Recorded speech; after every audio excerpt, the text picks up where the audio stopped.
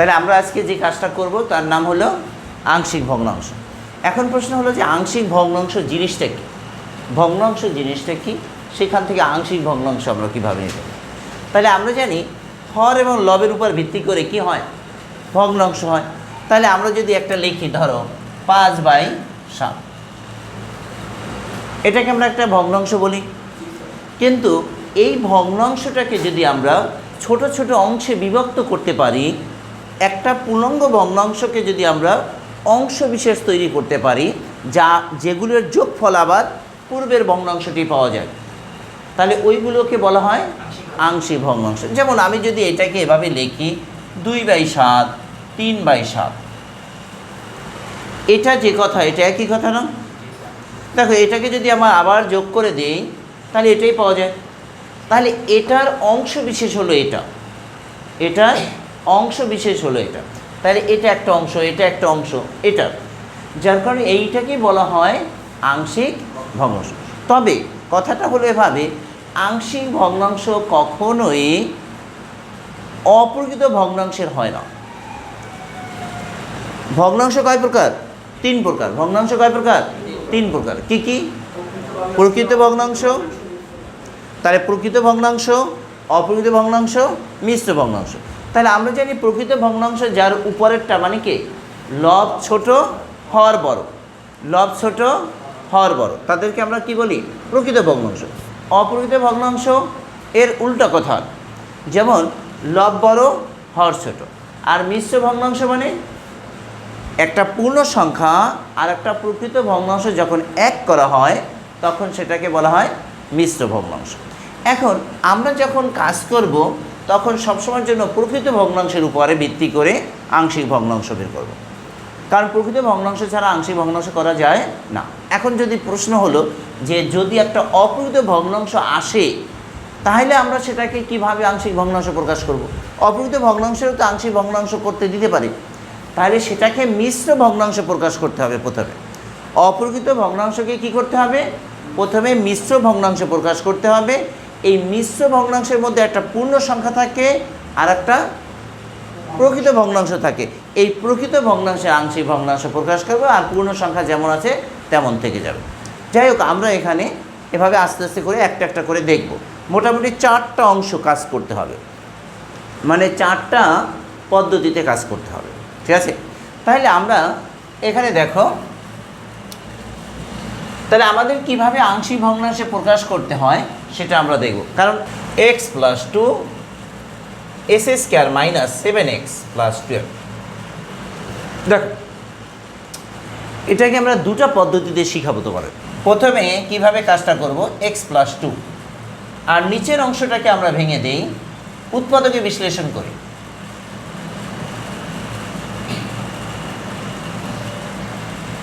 তাহলে এখানে x + 2, x - 4, x - 4, x + 2, x - 4, x - 3। এখন প্রশ্ন হলো যে এখানে দেখো এই অংশটাকে আমি আংশিক ভগ্নাংশে কনভার্ট করব। কিভাবে করবে একটু দেখে নিই। x + 2, x - 4, x - 3, ধরি a x - 4, b x - 3। খুব মন দিয়ে খেয়াল করবো জিনিসটা। এখানে আমরা কি করছি, এখানে কয়টা অংশ? 2টা। তাহলে এই 2টা অংশ আমরা দেখো, এখানে x - 4, x - 4 দিলাম, এখানে x - 3, x - 3 দিলাম। এখন দেখো এই দুটোর লসাগু করলে আবার আগেরটা চলে আসে না? ঠিক আছে, নিচের অংশটা ঠিক রাখলাম, উপরের অংশে x + 2 আছে, আমরা লিখে দিয়েছি a আর b। আমরা জানি না এখানে কি হবে অংশ বিশেষ, এটা আমাকে বের করতে হবে। পদ্ধতিটা বুঝছো কি না? এখানে যদি 3টে অংশ থাকতো, x - 4, x - 3, x + 2 এভাবে যদি থাকতো, তাহলে আমরা কি লিখতাম? x - 4, x - 3, তারপর x + 2, এবার c দিতাম। কথা বলে এখানে 4টা অংশ থাকলে ঠিক একই পদ্ধতিতে আমরা বাড়াইতাম। কথাটা বুঝছো কি বোঝো? এখন তোমাদের একটা কোশ্চেন কাজ করতেছে, এখানে 3টা দাগ কেন? ঠিক আছে, সবসময় তো 2টা দিয়েছেন, এখন 3টা দিলেন কেন? 3টা দিলাম এই কারণের জন্য এটা সমান এখনও বলতে পারছে না, এজন্য এটাকে সাধারণত 3টা দাগ দেওয়া হয় এই কারণের জন্য এটা একটা অবেদক রাশি হিসাবে কল্পনা করা। কথাটা বোঝাইছে? এই 3টা দাগ দেওয়া মানেই হলো অবেদক রাশি। কথা ক্লিয়ার? তাহলে এখন দেখো আমরা এটাকে 1 নং সমীকরণ দিলাম, এটা একটা ভগ্নাংশ আকারে আছে না? এখন এখানে আরেকটু কোশ্চেন, আমি আরেকটা কোশ্চেন তোমাদের অ্যান্সার করছি, তোমরা করো নাই, এর জন্য এটা যে একটা অপ্রকৃত ভগ্নাংশ তা বোঝার উপায়টা কি? যেমন আমি 5/7 লিখছি, এটা সহজে তুমি বুঝতে পারতেছো যে এটা একটা প্রকৃত ভগ্নাংশ, কিন্তু এটা যে একটা প্রকৃত ভগ্নাংশ, এটা যে একটা প্রকৃত ভগ্নাংশ এটা বোঝার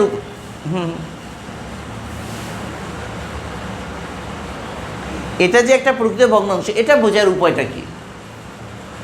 এখানে তো আর তোমার 5/7 এভাবে সংখ্যা নাই, বুঝতে পারতেছো না। তাহলে বোঝার উপায়টা হলো এভাবে, তুমি দেখবা যে এখানে চলকের সর্বোচ্চ ঘাত কত, এইখানে নিচের এক্সের চলকের সর্বোচ্চ ঘাত কত? 2, উপরের চলকের সর্বোচ্চ ঘাত কত?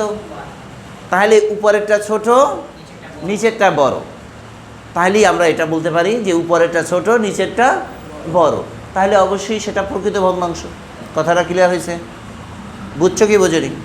তাহলে আমরা এটা প্রকৃত ভগ্নাংশ না অপ্রকৃত ভগ্নাংশ না মিশ্র ভগ্নাংশ এটা বোঝার উপায় হলো চলকের ঘাত দিয়ে। কথা বলে আসছে। এখন এইখানে আসি আমরা, যে এই অংশটাকে, এই ভগ্নাংশটাকে যদি আমি একটা পূর্ণ সংখ্যায় রূপান্তর করতে চাই, ভগ্নাংশটাকে তুলে দিয়ে পূর্ণ সংখ্যায় রূপান্তর করতে চাই, তাহলে পদ্ধতি কি জানো?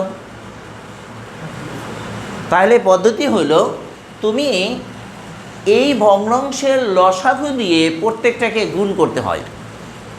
ভগ্নাংশটাকে যদি পূর্ণ সংখ্যায় রূপান্তর করতে চাও তাহলে কি করতে হবে?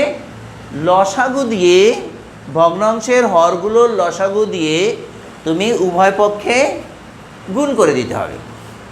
তাহলে ভগ্নাংশের লসাগু এটাই হবে, এই সংখ্যাটা দিয়ে তুমি উভয় পক্ষকে গুণ করে দাও, তাহলে আর ভগ্নাংশ থাকবে না। তাহলে আমরা একটা কাজ করি, x-4 x-3 দ্বারা উভয় পক্ষকে গুণ করে পাই। তাহলে এখানে দেখো, খেয়াল করো, আমি যদি এখন এটার দ্বারা এটাকে গুণ করি তাহলে কত আসে দেখো তো।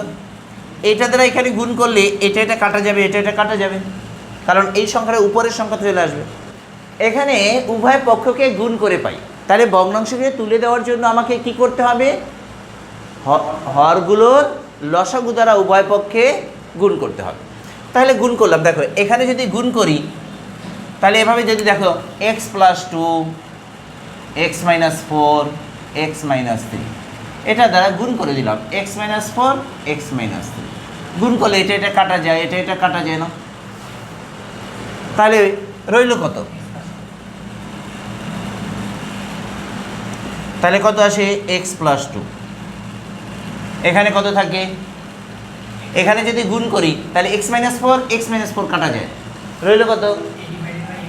a x-3। বোঝা গেছে? আবার এখানে যদি আমি গুণ করি, দেখো এখানে যদি আমি গুণ করে দিই এই সংখ্যাটা দ্বারা, তাহলে x-3 কাটা যাবে, থাকবে b আর x-4।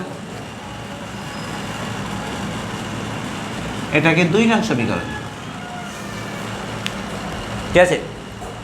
এখন দেখো একটা পদ্ধতি খেয়াল করো, এখানে আমার উদ্দেশ্যটা হলো এর মান বের করা, বি এর মান বের করা।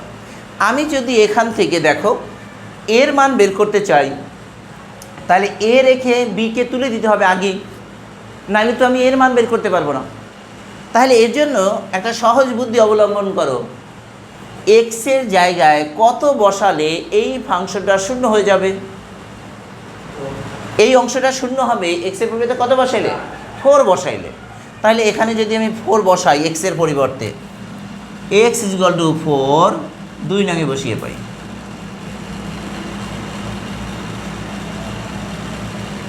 4 প্লাস 2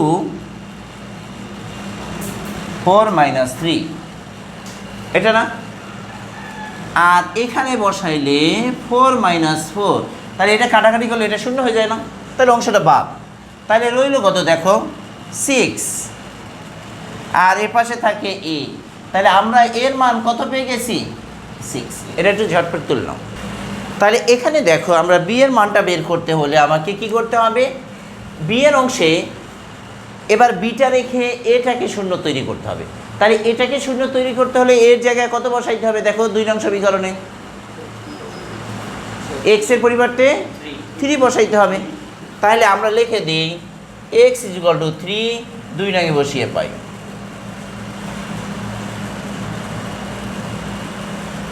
তাহলে 3 plus 2 a 3 minus 3 b 3 minus 4, তাহলে কত আসে দেখো? এটা 5, এখানে দেখো এটা শূন্য হয়ে যায়, এটা বাদ, এখানে মাইনাস b আসে, অতএব b = -5। তাহলে আমার অঙ্কটা ছিল কি এবার দেখো x plus 2 s² minus 7x plus 12 = আমরা কত পাইছিলাম বলো তো? x plus 2 x minus 4 x minus 3, এটা সমান সমান আমরা ধরছিলাম কি a ধরছিলাম। a মানে কত ছিল? 6। b মানে কত ছিল? তাহলে -5 এখানে, তাহলে প্লাসে মাইনাসে, তাহলে প্লাসে মাইনাসে -5 x মাইনাস 3। এখন দেখো এটাকে যদি তুমি আবার লসাগু করো ঠিক এই সংখ্যাটাই চলে আসবে। কথা বোঝা গেছে? তাহলে এখানে এটাকেই লেখো ইহাই আংশিক ভগ্নাংশ। এই যার পাওয়ার 1 থাকবে, মানে চলকের পাওয়ার যদি 1 চলক বিশিষ্ট সমীকরণ হয়, যেমন খেয়াল করো এখানে 1, এই x এর পাওয়ার 1, এখানে x এর পাওয়ার 1, এই ধরনের যদি হয় তাহলে এই আমি এখন একটা পদ্ধতি দেখাবো, সেই পদ্ধতিতে করা যাবে। এটা ছোট হবে, হ্যাঁ হ্যাঁ ছোট হবে, কিন্তু এই পদ্ধতিতে সকল অঙ্কগুলো করা যাবে না। যেমন অনেক জায়গায় এটা পাবা, দেখবা এই যে এভাবে x plus 2 s² plus 3 x plus 2, এভাবে পেলাম। শোনো আগে, এটা এই সহজ, আমি যেটা করাবো সেই সহজ পদ্ধতি এটা করতে পারবে না, কারণ এখানে x এর পাওয়ার কত? 2। এটা একটা দ্বিঘাত সমীকরণ।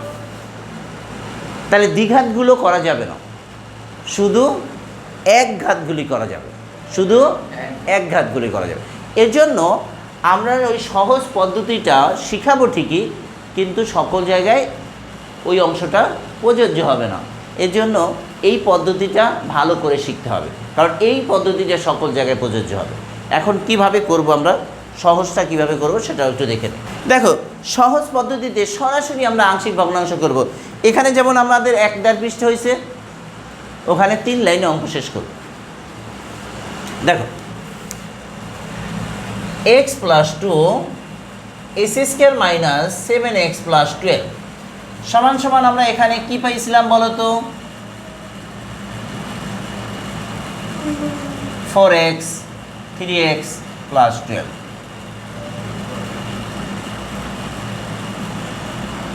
x minus 4 3 x minus 4, x minus 4 x minus 3। এখন এটাকে আমরা সরাসরি আংশিক ভগ্নাংশে কিভাবে প্রকাশ করতে পারি? দেখো এখানে কয়টা অংশ? 2টা। আমরা এভাবে লিখে দিলাম, এই পাশে একটু গ্যাপ রেখে লেখো x মাইনাস 4 একটা প্লাস x মাইনাস 3 একটা, উপরেটা ফাঁকা রাখবে। এখন পদ্ধতিটা একটু মনোযোগ সহকারে খেয়াল করো। এখানে যদি শূন্য তৈরি করতে হয় তাহলে x এর পরিবর্তে কত বসাইতে হবে? 4। এখানে যদি শূন্য তৈরি করতে হয় x এর পরিবর্তে কত বসাবো? 4। এইখানে x মাইনাস 4 বাদে, এইখান থেকে x মাইনাস 4 বাদে বাকি সকল সংখ্যাগুলোর মধ্যে 4 বসাই দাও। তাহলে এখানে কত আসবে? 4 + 2, এখানে x - 4 এই রয়ে গেছে, এটার মধ্যে তো বসানো যাবে না, তাহলে 4 - 3। এটা বুঝছো কিনা? আবার দেখো, এখানে শূন্য তৈরি করতে হলে x এর পরিবর্তে কত বসাইতে হবে? 3। তাহলে x - 3 বাদে বাকি সকল সংখ্যাগুলোর মধ্যে 3 বসাই দাও।